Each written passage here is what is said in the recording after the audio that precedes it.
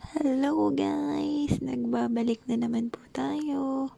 So, iyan. Ay, ganda-gandahan na naman si ante nang biglang may bumili. So, yan. Hindi niya napakita. Nalagyan niya na yan ng nata.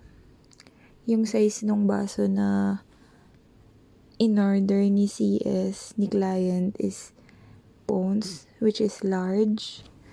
So, yan, nilagyan niya na yelo. Ang price ng large ng RTZ is 45 pesos. So, yan. Ang request ni client kasi, paghaluin yung blueberry and strawberry.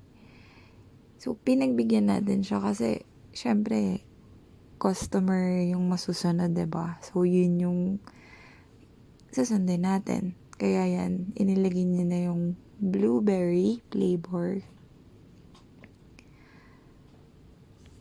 Yan, tinaktak-tak-tak pa, taktak mo.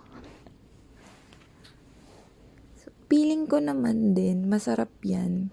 Kasi, masarap yung mga fruity talaga eh. Kaya, ginuko ko na din. Kasi feeling ko talaga din masarap. Tsaka yun yung gusto ng customer natin eh. So, yan, strawberry guys. Yan, nilagay niya na din. Kita nyo naman. Blueberry and strawberry. Diba? So, malalaman natin. So, kinakausap na dyan ni ante si customer na walang sisihan to. Pero alam naman ni ante na masarap din talaga yan yung kalalabasan. Ngayon lang kasi nangyari na nag-request si customer na haluin eh. So, yan yung nilalagay na yan is sugar.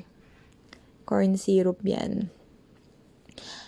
Pag bumili kayo sa mga milk tea supplies, fructose ang tawag dyan. So, yan dapat tea yung ilalagay ni ante.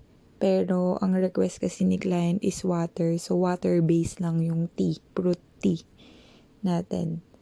So, yan. Nalagyan niya na ng water. And medyo kinakabahan na siya dyan. Kasi, syempre, kung anong lasa. Pero kinakausap niya din si customer. So, yan na nga si customer. Pasilip-silip pa ng ulo. Tuloy mo na customer. Charis. So, yan. Nalagay na sa sealer. Ayan. Yan ang maganda nating customer, di ba? So, yan. Ayan na. For final event. Malalaman na kung anong lasa. So, yan. So, tinites ni ante kung nakasealed ba talaga kasi kung may tutulo or wala. So, yan, nakasealed naman. Yan na. Ano kaya yung lasa nun, guys? So, yan. Yan na yung payment. Tapos, yan. Ang sabi ni customer dyan, guys, hindi na kasi na-videoan. Masarap. Masarap daw yung lasa. Maasim. Siyempre, strawberry, blueberry, medyo maasim naman talaga, diba? Kaya masarap. So, success! Thank you! Follow for more. Bye!